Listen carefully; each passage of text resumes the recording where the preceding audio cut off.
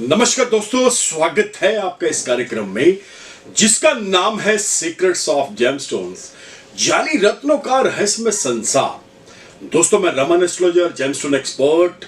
मैंने लास्ट इतने एपिसोड्स के अंदर बहुत सारी चीजें आपको क्लियर करी हैं related to gemology, related to आपको मैंने बताया है कि which metal is good for you and आप कौन से मेटल के अंदर यानी धातु के अंदर रत्नों को डालते हैं, और बहुत ऐसी चीजें बताई हैं जिसमें मुहूर्त भी बताए हैं।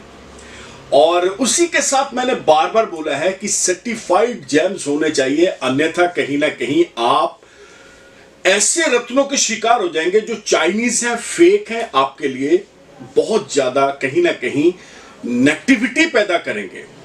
तो दोस्तों, इधर उधर की बातें ना करते हुए चलते हैं हमारे एपिसोड की तरफ। Few moments later. दोस्तों, आज का जो हमारा एपिसोड है, मैं आपको यहां पे बहुत क्लियर बता देना चाहता हूं। एक चीज को लेके बहुत सारी भ्रांतियां फैली हुई हैं।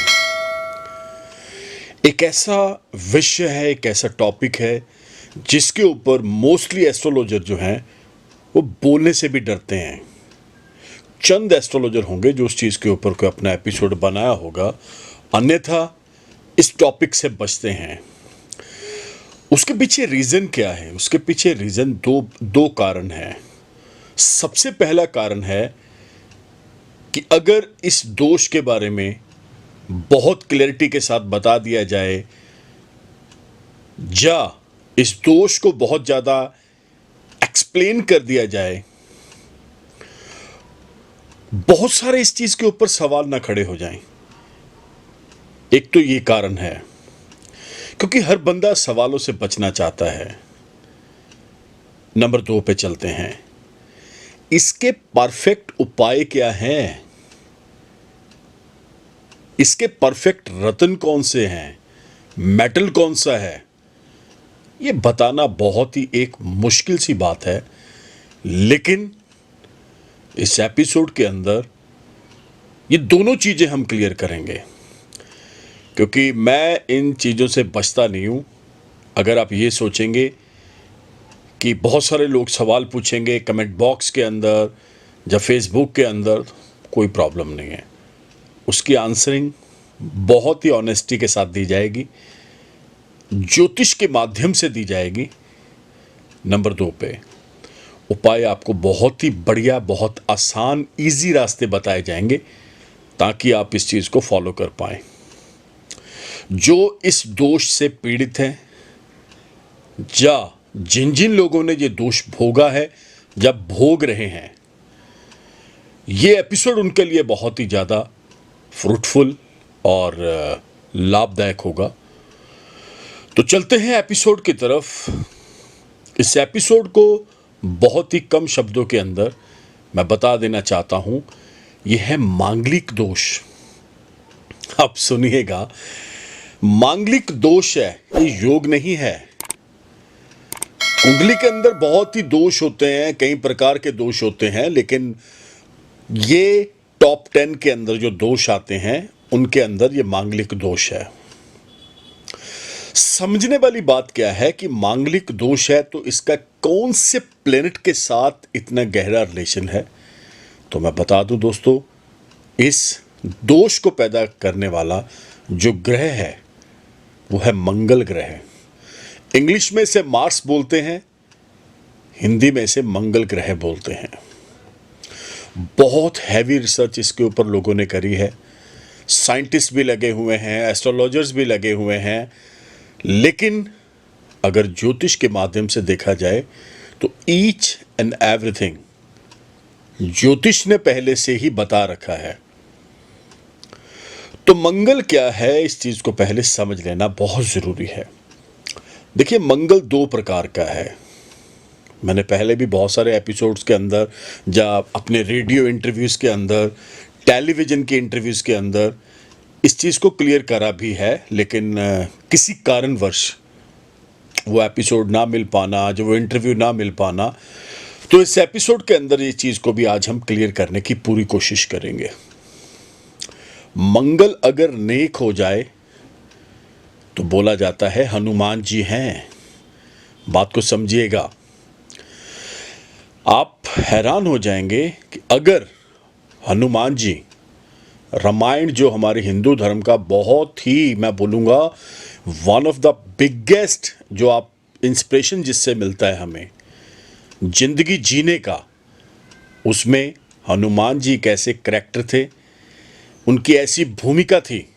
अगर वो रामायण में ना होते तो सारी जिंदगी भर जो मर्जी कर लेते, भगवान श्री राम के कार्य जनी काम नहीं संवरने थे। यह है मंगल ग्रह।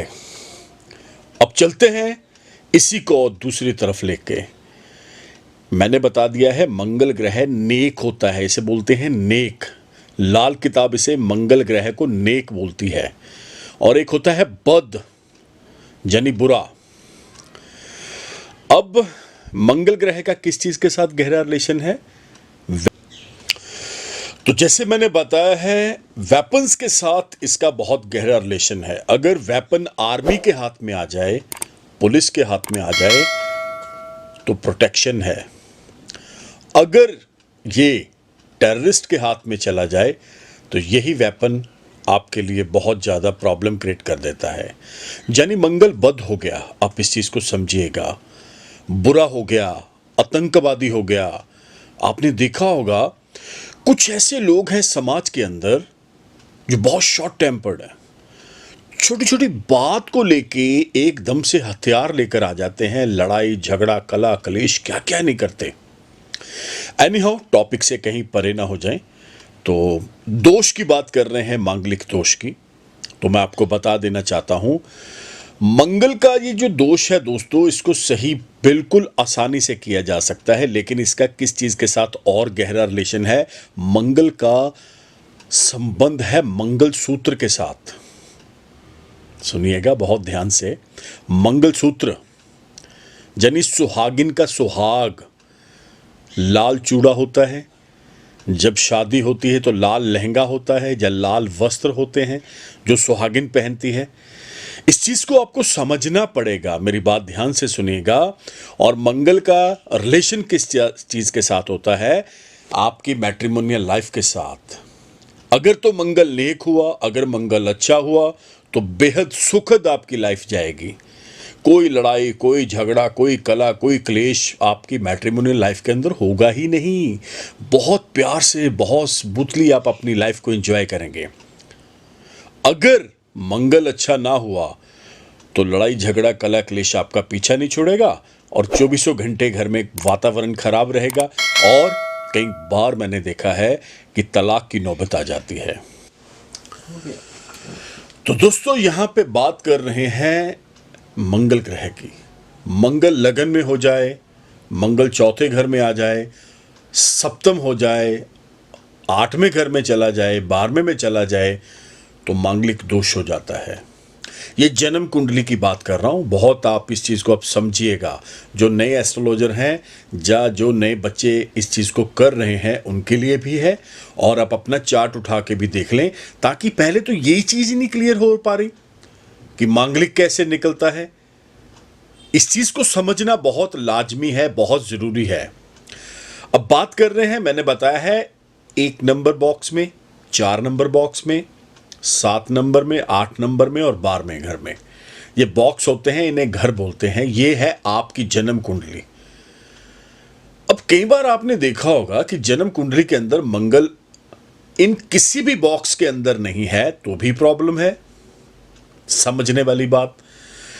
तो जहां पे आप अपनी चंद्र कुंडली भी देख लें और यहां पे आप जिसे बोलते हैं आप D4 D9 यानी कि नवांश कुंडली को भी देख लें, कहीं उसके अंदर मांगलिक तो नहीं है।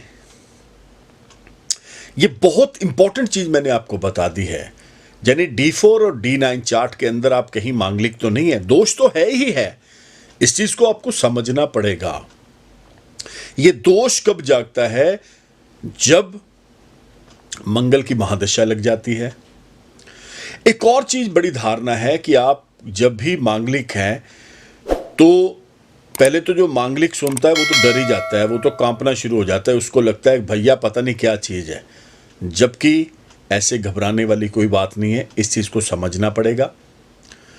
ये दोष है, इसका निवारण भी होता है। अगर कोई इन्फेक्शन है बॉडी के अंदर तो ये थोड़ा मेडिसिन नहीं बनी हुई, उसकी मेडिसिन है, लेकिन बात दोष की कर रहे हैं, तो इससे बचना पड़ेगा, बाहर आना पड़ेगा। कौन से ऐसे रास्ते हैं मैं आपको बताने जा रहा हूं। पहले तो मैंने आपको क्लियर कर दिया है कि ऐसे ऐसे इन बॉक्स के अंदर अगर है तो आप कहीं ना कहीं जाने अनजाने भी इस दोष के भागीदार हैं। अब एक और चीज मैं आपको बताने जा रहा हूं। इसके अलावा बहुत सारे लोग ये भी बोलते हैं 24 साल की उम्र में, 28 साल की उम्र में, 32 साल की उम्र में, 36 साल की उम्र में ये दोष का प्रभाव कम हो जाता है। मैं तो बोलता हूं कभी नहीं होता। मैं तो बहुत ही इस चीज को गारंटी के साथ आपको बता रहा हूं कि ये जो दोष है इसका प्रभाव कम होता ही नहीं है, जो मर्जी कर लें। प्रिकॉशन के तौर पे मैं फिर से बता रहा हूं, प्रिकॉशन देखिए, एक ग्रह की 3 अवस्थाएं होती हैं, युवा है, वृद्ध है, जब बाल अवस्था है, यानी ये 3 अवस्थाएं होती हैं। लेकिन कोशिश करें जो मांगलिक हैं उनकी शादी 24 में बिल्कुल भी नहीं होनी चाहिए, 28 के बाद ही करें। ये मंगल का प्रभाव है, सुनिएगा, प्रभाव को थोड़ा सा क्या होता है, कई बार हमें ग्रह को धोखा देना पड़ता है। 24 में बहुत पीक पे होता है, इसलिए 24 में शादी नहीं करनी चाहिए। लेकिन अभी तक हिस्ट्री के अंदर मैंने देखा है जो मांगलिक है इनकी बहुत छोटी उम्र के अंदर ही शादी हो जाती है। ये सब धारणाएं हैं। जैसे राहु के बारे में बोला जाता है कि जैसे 42 के आप क्रॉस करेंगे तो राहु का जो प्रभाव है वो निष्फल हो जाता है। तो भैया मैंने तो इतने इतने चार्ट देखे हैं जिसमें 50-50, 60-60, 70-70 साल को राहु की महादशा लगती है तो हाथ खड़े करवा देता है राहु। तो वो फिर कहाँ पे कौन सी चीजें, मंगल का प्रभाव रहेगा ही रहेगा। मंगल 3 अवस्थाओं के अंदर होगा, बाल, युवा और वृद्ध। मंगल डिग्रियों के अंदर अगर कंप्लीट हुआ, आप 100% मांगलिक हुए तो आपको ये प्रॉब्लम झेलनी पड़ेगी।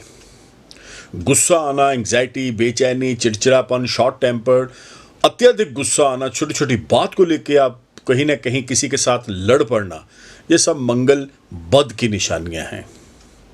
शक्की बहुत होंगे, आपको हर बंदे के ऊपर शक होगा।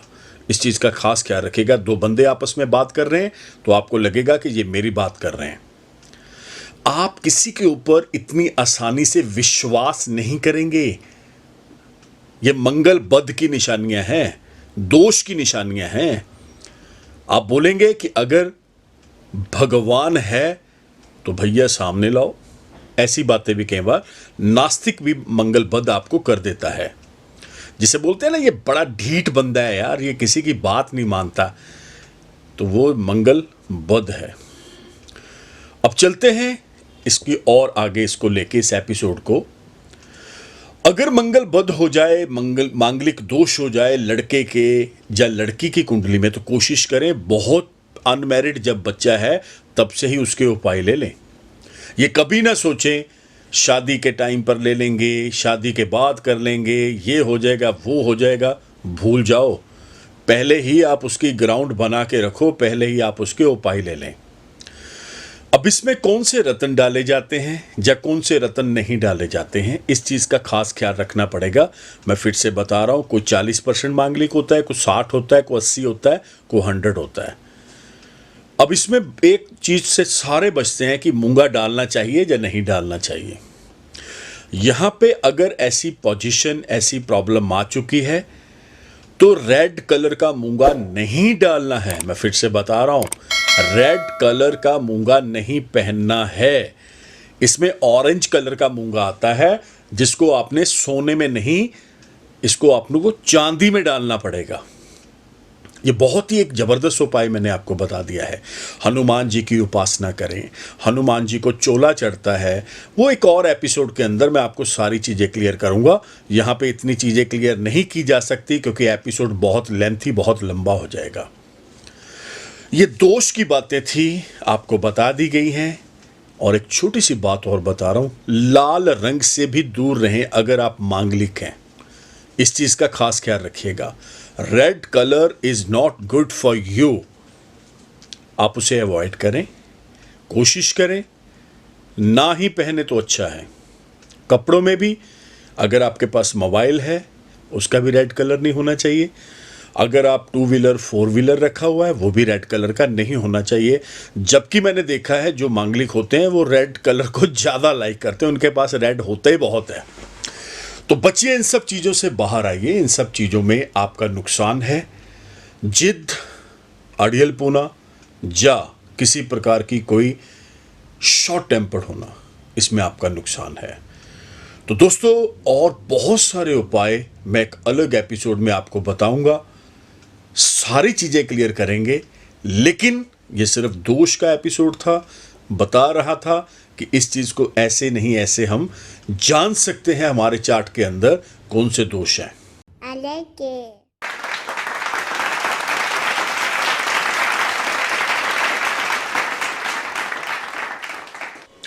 तो दोस्तों आया मजा, ये जो पूरा एपिसोड आपने देखा है। तो दोस्तों अगर आप हमारे साथ जुड़ना चाहते हैं, आपको करना क्या पड़ेगा, इस तरफ देखिएगा, ये नंबर आप देख रहे हैं, ये व्हाट्सएप नंबर भी है, वॉइस कॉल नंबर भी है। नंबर है 9876726492, one of the best number for you and your family members. Again मैं आपको बता दूं, ये वो नंबर है जो आपकी वाकई बहुत हेल्प करेगा। अगर आप अपनी कुंडली का विश्लेषण मेरे से करवाना चाहते हैं तो ये नंबर आपकी बहुत हेल्प करेगा। आपको कहीं आने की जरूरत नहीं है, घर बैठे आप कहीं पे भी हो, किसी स्टेट में, किसी कंट्री में आने की जरूरत नहीं है। आपने इस नंबर के ऊपर व्हाट्सएप करना है नाम, date of birth and time, और आपको प्रोसीजर आ जाएगा। उस प्रोसीजर को फॉलो करिएगा। हमारी पेड सर्विसेज है। मैं फिर से बता दूं दोस्तों, एक और चीज बहुत ध्यान से सुनिएगा कि जब भी आपने इस नंबर के ऊपर व्हाट्सएप करना है, अगर आपके पास date of birth, time, place of birth नहीं है तो आप पामिस्ट्री द्वारा दोनों हाथों की लकीरों की फोटो, मैं फिर से बता देना चाह रहा हूं, हस्त रेखाओं द्वारा भी जान सकते हैं कौन सा रत्न, कौन से उपाय आपके लिए और आपकी फैमिली मेंबर्स के लिए बने हैं। तो दोस्तों बिल्कुल देरी ना करें, अभी के अभी इस नंबर के ऊपर आप व्हाट्सएप मैसेज छोड़ें और आपको प्रोसीजर आएगा, अपॉइंटमेंट टाइम मिलेगा। टेलीफोनिक अपॉइंटमेंट ही आपके लिए बेस्ट ऑप्शन है। और अगर आप हमें फॉलो करना चाहते हैं तो आपको करना क्या पड़ेगा, अभी के अभी YouTube channel, Twitter, Insta, Facebook, all FM, all TV channels के ऊपर आपने फॉलो करना है by the name of Raman Malhotra. मैं फिर से बता देना चाह रहा हूं दोस्तों, ये जो चैनल है, जब भी आप सब्सक्राइब करेंगे तो ऑल का बटन आएगा, ऑल के ऊपर क्लिक करिएगा ताकि पुराने जितने भी एपिसोड हैं जो आप मिस कर चुके हैं वो आपको सारे के सारे शो हो जाएं। तो दोस्तों इसी उम्मीद के साथ मिलता है बहुत जल्द, तब तक के लिए नमस्कार, धन्यवाद, हैव अ नाइस डे।